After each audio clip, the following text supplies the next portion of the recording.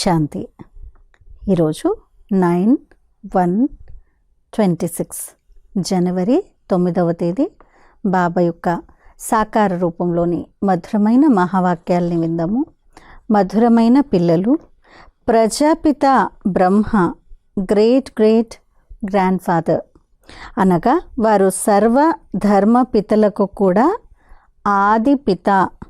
వారి కర్తవ్యాన్ని గూర్చి పిల్లలైన మీకు మాత్రమే తెలుసు. ప్రజాపిత బ్రహ్మ గ్రేట్ గ్రేట్ గ్రాండ్ ఫాదర్ అనగా వారు సర్వధర్మపితలకు కూడా ఆది పిత. వారి కర్తవ్యాన్ని గూర్చి పిల్లలైన మీకు మాత్రమే తెలుసు. ఈరోజు ప్రశ్న, కర్మలను శ్రేష్టంగా తయారు చేసుకునేందుకు యుక్తి ఏంటి? ఏంటి యుక్తి కర్మలను శ్రేష్టంగా చేసుకోవడానికి? జవాబు, ఈ జన్మలోని ఏ కర్మను తండ్రి నుండి దాచకండి. శ్రీమతానుసారంగా కర్మలు చేసినట్లయితే ప్రతి కర్మ శ్రేష్టంగా ఉంటుంది. మొత్తం ఆధారం అంతా కర్మలపైనే ఉంది. ఎవరైనా పాపకర్మలు చేసి దాచిపెడితే అందుకు 100 రెట్లుగా దండన పడుతుంది. పాపాలు వృద్ధి నొందుతూ ఉంటాయి. తండ్రితో యోగం తెగిపోతుంది. అలా దాచేవారు సర్వనాశనమైపోతారు.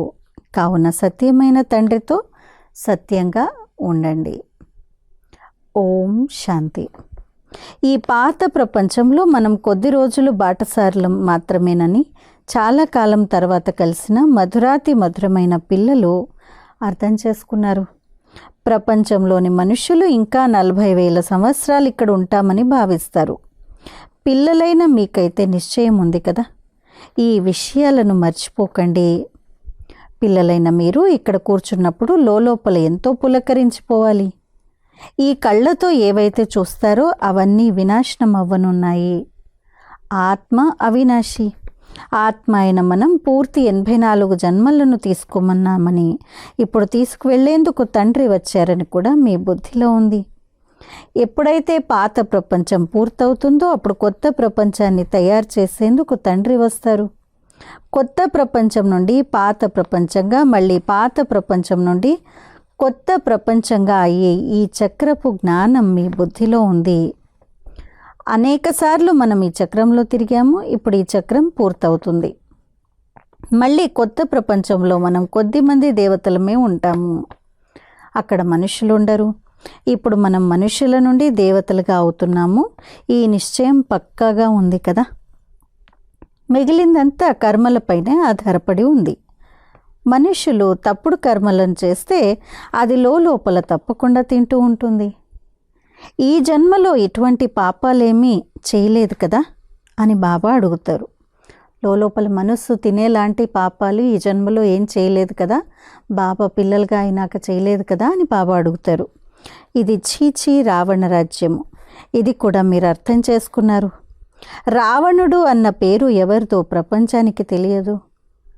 రామరాజ్యం కావాలి అని బాపూజీ అనేవారు, కానీ దాని అర్థాన్ని అర్థం చేసుకునేవారు కాదు. రామరాజ్యం ఎలా ఉంటుందో ఇప్పుడు అనంతమైన తండ్రి అర్థం చేయిస్తున్నారు. ఇదంతా అంధకార ప్రపంచము. ఇప్పుడు అనంతమైన తండ్రి పిల్లలకు వారసత్వాన్ని ఇస్తున్నారు. ఇప్పుడు మీరు భక్తిని చెయ్యరు.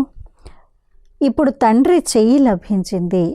తండ్రి ఆధారం లేకపోతే మీరు విషయ వైతరిణి నదిలో మునకలు వేస్తూ ఉండేవారు. అర్ధకల్పం భక్తియే ఉంటుంది. జ్ఞానం లభించటంతో మీరు కొత్త ప్రపంచమైన సత్యుగంలోకి వెళ్ళిపోతారు. ఇప్పుడు పిల్లలైన మీకు మేము తండ్రిని స్మృతి చేస్తూ పవిత్రంగా అయిపోతాము. ఆ తర్వాత మళ్ళీ పవిత్ర రాజ్యంలోకి వస్తాము అన్న నిశ్చయం ఉంది. ఈ జ్ఞానం కూడా ఇప్పుడు పురుషోత్తమ సంగమ యుగంలోనే మీకు లభిస్తుంది. ఇది పురుషోత్తమ సంగమ యుగము. ఇప్పుడు మీరు చీచీ నుండి పుష్పాల వలె, ముళ్ళ నుండి పుష్పాలుగా తయారవుతున్నారు. అలా ఎవరు తయారు చేస్తారు? తండ్రి. మీరు తండ్రిని తెలుసుకున్నారు. ఆత్మలైన మనకు వారు అనంతమైన తండ్రి. లౌకిక తండ్రిని అనంతమైన తండ్రి అని అన్నారు. పారలౌకిక తండ్రి ఆత్మల లెక్కలో అందరికీ తండ్రి అవుతారు. అలాగే బ్రహ్మ కర్తవ్యం కూడా కావాలి కదా. పిల్లలైన మీరు అందరి కర్తవ్యాలను గూర్చి తెలుసుకున్నారు. విష్ణువును గూర్చి కూడా మీకు తెలుసు. అతడెంతగా అలంకరింపబడి ఉన్నాడు. తాను స్వర్గానికి అధిపతి కదా. ఇతడినైతే సంగమయుగం వాడు అనే అంటారు. మూలవతనము, సూక్ష్మవతనము, స్థూలవతనం వారు కూడా సంగమయుగంలోనే వస్తారు కదా. ఎవరు? శివబాబా. పాత ప్రపంచం మరియు కొత్త ప్రపంచానికి ఇది సంగమము అని తండ్రి చెప్తారు. హే పతిత పావన రా అని కూడా పిలుస్తారు. పావన ప్రపంచం కొత్త ప్రపంచము మరియు పతిత ప్రపంచము పాత ప్రపంచము. అనంతమైన తండ్రి పాత్ర కూడా ఉందని మీకు తెలుసు. తాను రచయిత మరియు డైరెక్టర్ కదా, క్రియేటర్ అండ్ డైరెక్టర్. వారిని అందరూ ఒప్పుకుంటారు. వారి పాత్ర కూడా ఉంటుంది కదా. వారిని మనిషి అని అనరు. వారికి తమ శరీరం లేదు. మిగిలిన వారందరినీ మనుషులు అని కానీ దేవతలని కానీ అంటారు. శివబాబాను దేవత అని అనలేరు, అలాగే మనిషి అని అనలేరు. ఎందుకంటే వారికి తమ శరీరమే లేదు. దీన్నైతే అల్పకాలికంగా తీసుకున్నారు, బ్రహ్మ శరీరాన్ని. నేను శరీరం లేకుండా రాజయోగాన్ని ఎలా నేర్పించను అని మధురాతి మధురమైన పిల్లలతో తాము స్వయం అంటారు. నన్ను మనుషులు రాయి రప్పల్లో ఉంటారు అని అనేశారు. కానీ నేను ఎలా వస్తానో ఇప్పుడు పిల్లలైన మీరు అర్థం చేసుకున్నారు. ఇప్పుడు మీరు రాజయోగం నేర్చుకుంటున్నారు. దీన్ని మనుషులు ఎవ్వరూ నేర్పించలేరు. దేవతలు రాజయోగులు. వారు అలా ఎలా తయారయ్యారు? తప్పకుండా పురుషోత్తమ సంగమయుగంలో రాజయోగం నేర్చుకుని ఉంటారు. కావున ఇది గుర్తు చేసుకుంటూ ఇప్పుడు పిల్లలైన మీకు అపారమైన సంతోషం ఉండాలి. ఇప్పుడు మనం 84 జన్మల చక్రాన్ని పూర్తి చేశాము. తండ్రి కల్పకల్పము వస్తారు. ఇది అనేక జన్మల అంతిమ జన్మ అని తండ్రి స్వయంగా చెప్తారు. సత్యుగపు యువరాజైన శ్రీకృష్ణుడే మళ్ళీ 84 జన్మల చక్రాన్ని కూడా తిరుగుతాడు. మీరు శివుణ్ణి 84 జన్మలు అని చెప్పరు. మీలో కూడా నంబర్ వారీగా పురుషార్థానుసారంగానే తెలుసుకున్నారు. శ్రీకృష్ణుడు 84 జన్మలు తీసుకున్నారు, లేదు బ్రహ్మ యొక్క 84 జన్మలు, అంతేకాని శివుని 84 జన్మలు అని అనము. మాయ చాలా కఠినమైంది, అది ఎవరిని వదలదు. ఇది తండ్రికి బాగా తెలుసు. తండ్రి అంతర్యామి అని భావించకండి. వారు అందరి నడవడిక ద్వారా తెలుసుకుంటారు. మాయ పూర్తిగా పచ్చిగానే కడుపులో వేసేసుకుందని సమాచారాలు వస్తాయి. ఇటువంటి విషయాలు ఎన్నో పిల్లలైన మీకు తెలియవు. తండ్రికైతే అన్నీ తెలుస్తాయి. మనుషులు తండ్రి అంతర్యామి అని భావిస్తారు.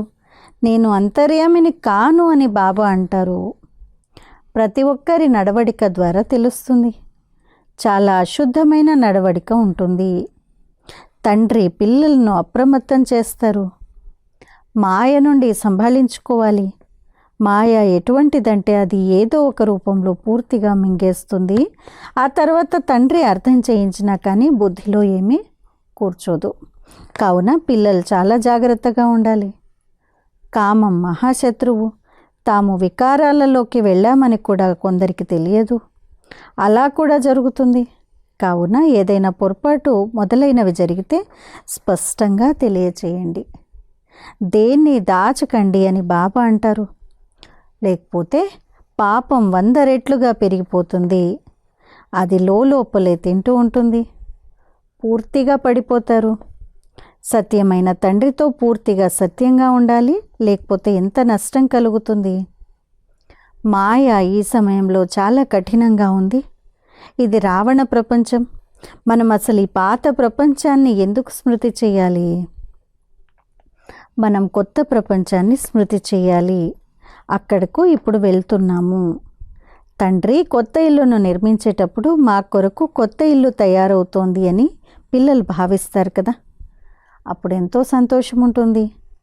ఇదేమో అనంతమైన విషయము. మన కొరకు కొత్త ప్రపంచమైన స్వర్గం తయారవుతుంది. స్వర్గంలో ఉండేందుకు ఇళ్ళు కూడా ఉంటాయి. ఇప్పుడు మనం కొత్త ప్రపంచంలోకి వెళ్ళనున్నాము. ఎంతగా తండ్రిని స్మృతి చేస్తామో అంతగా పుష్పాల్లా అవుతాము. మనం వికారాలకు వశమై ముళ్ళుగా అయిపోయాము. మాయ సగభాగాన్ని పూర్తిగా తినేస్తుందని తండ్రికి తెలుసు. మీరు కూడా అర్థం చేసుకుంటారు. ఎవరైతే రారో వారు మాయకు వశమైపోయినట్లే కదా. వారు తండ్రి వద్దనైతే లేరు. ఇలా మాయ అనేకులను మింగేస్తూ ఉంటుంది.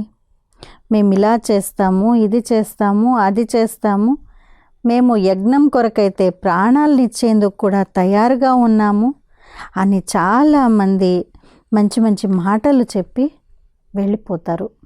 ఈరోజు వారెవ్వరూ లేరు. మీ యుద్ధం మాయతో.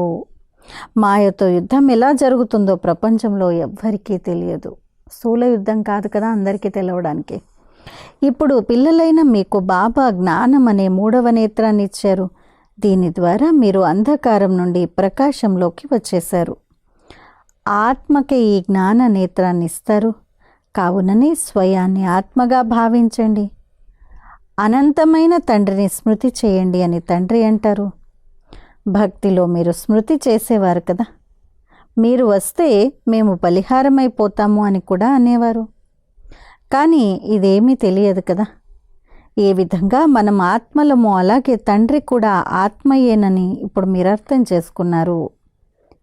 తండ్రిది అలౌకిక జన్మ. పిల్లలైన మిమ్మల్ని ఎంత బాగా చదివిస్తున్నారు చూడండి.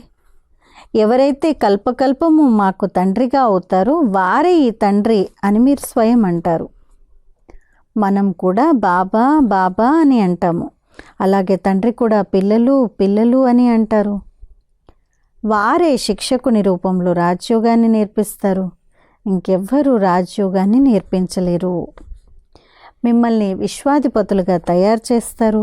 కావున ఇటువంటి తండ్రికి చెందిన వారిగా అయి ఆ టీచర్ శిక్షణను కూడా తీసుకోవాలి కదా.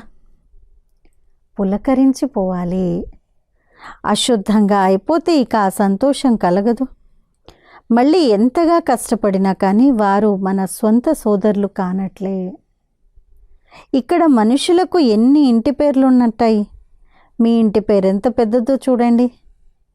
వీరు అందరికన్నా ఉన్నతమైన గ్రేట్ గ్రేట్ గ్రాండ్ ఫాదర్. వీరిని గూర్చి ఎవరికీ తెలియదు. శివబాబానైతే సర్వవ్యాపి అని అనేశారు. బ్రహ్మను గూర్చి కూడా ఎవరికీ తెలియదు.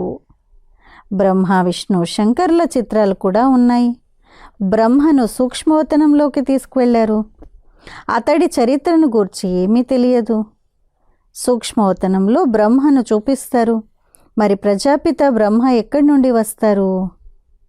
అక్కడ పిల్లలను దత్తత తీసుకుంటారా? ఇదెవ్వరికీ తెలియదు. ప్రజాపిత బ్రహ్మ అని అంటారు, కానీ అతడి చరిత్రను గూర్చి తెలియదు.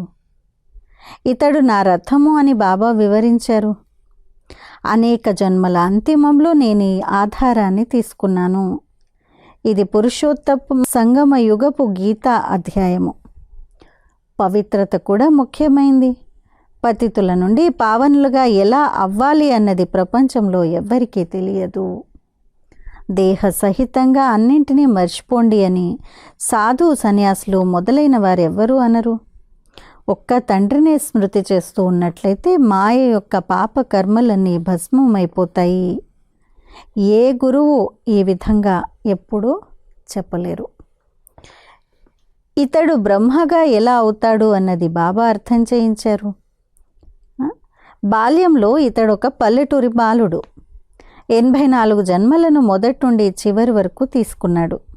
కొత్త ప్రపంచం మళ్ళీ పాత ప్రపంచంగా అయిపోతుంది. ఇప్పుడు పిల్లలైన మీ బుద్ధి తాళం తెరుచుకుంది.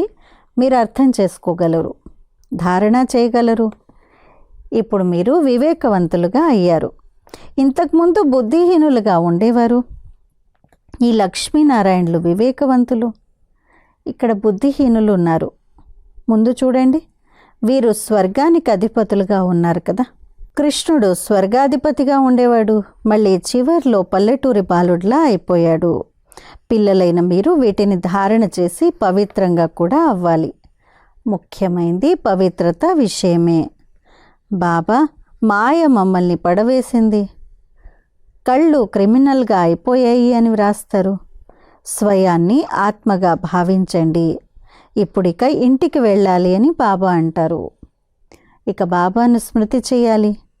కొద్ది సమయం శరీర నిర్వహణార్థం కర్మ చేసి మనం ఇక వెళ్ళిపోతాము. ఈ పాత ప్రపంచపు వినాశనం కొరకు యుద్ధం కూడా జరుగుతుంది. అది ఎలా జరుగుతుందో కూడా మీరు చూడండి.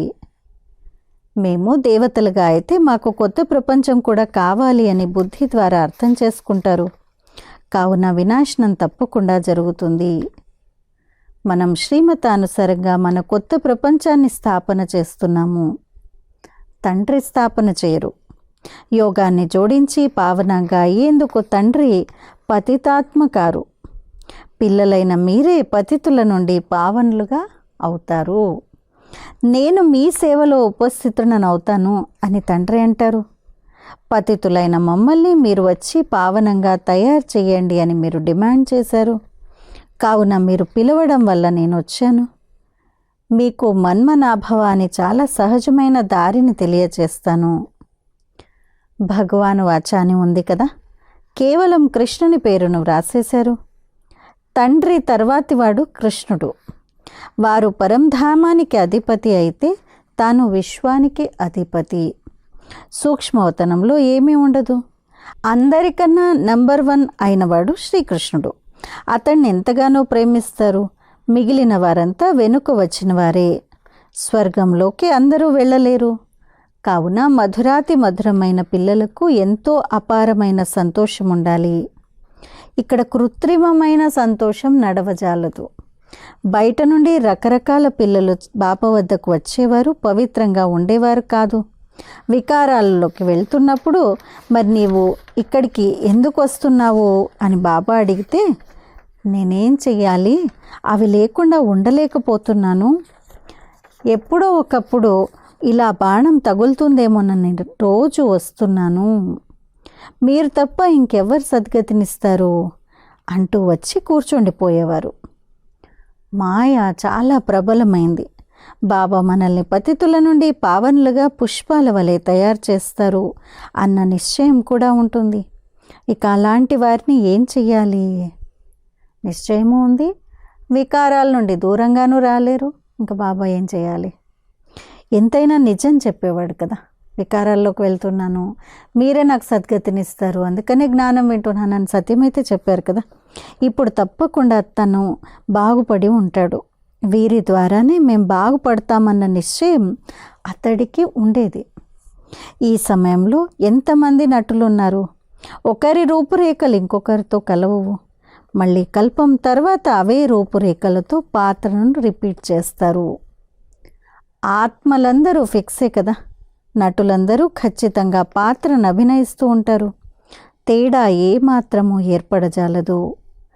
ఆత్మలందరూ అవినాశి. వారిలో పాత్ర కూడా అవినాశిగా రచింపబడి ఉంది.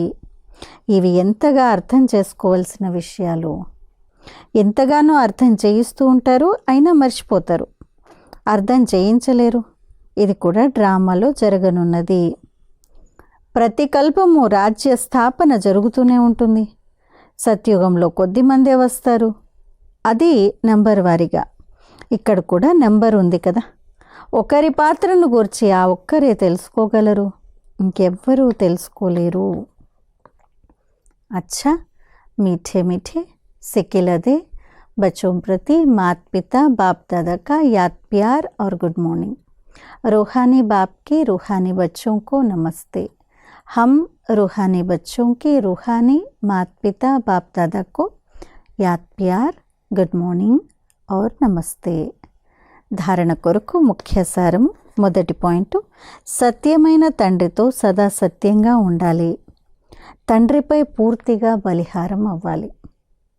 2, జ్ఞానాన్ని ధారణ చేసి వివేకవంతులుగా అవ్వాలి. లోపల అపారమైన సంతోషంలో ఉండాలి. శ్రీమతానికి విరుద్ధమైన పనులు చేసి సంతోషాన్ని పోగొట్టుకోకూడదు. ఈరోజు వరదానము, సంపూర్ణ సిద్ధి స్వరూప భవ. స్వయాన్ని బాధ్యతాయుతంగా భావిస్తూ ప్రతి కర్మను యథార్థ రీతితో చేసే సంపూర్ణ సిద్ధి స్వరూప భవ. స్వయాన్ని బాధ్యతాయుతంగా భావిస్తూ ప్రతి కర్మను యథార్థ రీతితో చేసే సంపూర్ణ సిద్ధి స్వరూప భవ. ఈ సమయంలో సంగమయుగపు శ్రేష్ఠ ఆత్మలైన మీ యొక్క ప్రతి కర్మ మొత్తం కల్పం కొరకు విధానంగా అయిపోతుంది. కావున స్వయాన్ని విధానపు రచయితగా భావిస్తూ ప్రతి కర్మను చేయండి. దీని ద్వారా నిర్లక్ష్యం స్వతహాగా సమాప్తమైపోతుంది. సంగమయుగంలో మనం విధాన రచయితలము, బాధ్యతాయుతమైన ఆత్మలము. ఈ నిశ్చయంతో ప్రతి కర్మను చేసినట్లయితే యథార్థ విధి ద్వారా చేసిన కర్మల సంపూర్ణ సిద్ధి తప్పక లభించి తీరుతుంది. స్లోగన్: సర్వశక్తివంతుడైన తండ్రి తోడుగా అయినట్లయితే మాయ పేపర్ టైగర్లా అయిపోతుంది. సర్వశక్తివంతుడైన తండ్రి తోడుగా ఉన్నట్లయితే మాయ పేపర్ టైగర్లా అయిపోతుంది. అచ్చా, అవ్యక్త ప్రేరణ. ఈ అవ్యక్త మాసంలో బంధనముక్తులుగా ఉంటూ జీవన్ముక్త స్థితిని అనుభవం చేసుకోండి. జ్ఞాన ఖజానా ద్వారా ఈ సమయంలోనే ముక్తి, జీవన్ముక్తిని అనుభవం చేయాలి. దుఃఖానికి, అశాంతికి కల కారణాలు ఏమున్నా, వికారాలు ఏమున్నా వాటి నుండి ముక్తులుగా అవ్వాలి. ఒకవేళ ఏదైనా వికారం వచ్చినా కూడా విజయులుగా అవ్వాలి, ఓడిపోకూడదు. అనేక వ్యర్థ సంకల్పాలు, వికల్పాలు, వికర్మల నుండి ముక్తులుగా అవ్వటము ఇదే జీవన్ముక్త స్థితి. అచ్చా, అవ్యక్త మాసం యొక్క స్పెషల్ హోంవర్క్ ఈరోజు స్వమానము. నేను బ్రహ్మ బాబా సమానంగా సర్వబంధనాల నుండి ముక్తుడు, జీవన్ముక్త ఆత్మను. ఈరోజు యోగాభ్యాసము. మే ఆత్మ व्यर्थ संकल्पों विकल्पों से मुक्त, ज्ञान सूर्य के किरणों के नीचे ज्ञान के खजानों से भरपूर जीवन मुक्त अवस्था का अनुभव कर रही हूँ. నేను ఆత్మను వ్యర్థ సంకల్పాలు, వికల్పాల నుండి ముక్తుడనై జ్ఞాన సూర్యుడి యొక్క కిరణాల క్రింద జ్ఞాన ఖజానాలతో నిండుగా జీవన్ముక్త స్థితిని అనుభవం చేస్తున్నాను. ఈరోజు ధారణ: ज्ञान के खजानों से भरपूर जीवन मुक्त स्थिति का अनुभव करना. జ్ఞాన ఖజానాలతో నిండుగా జీవన్ముక్త స్థితిని అనుభవం చేయాలి. ఇది ఈరోజు చేయాల్సిన ధారణ. అచ్చా, ఓం శాంతి.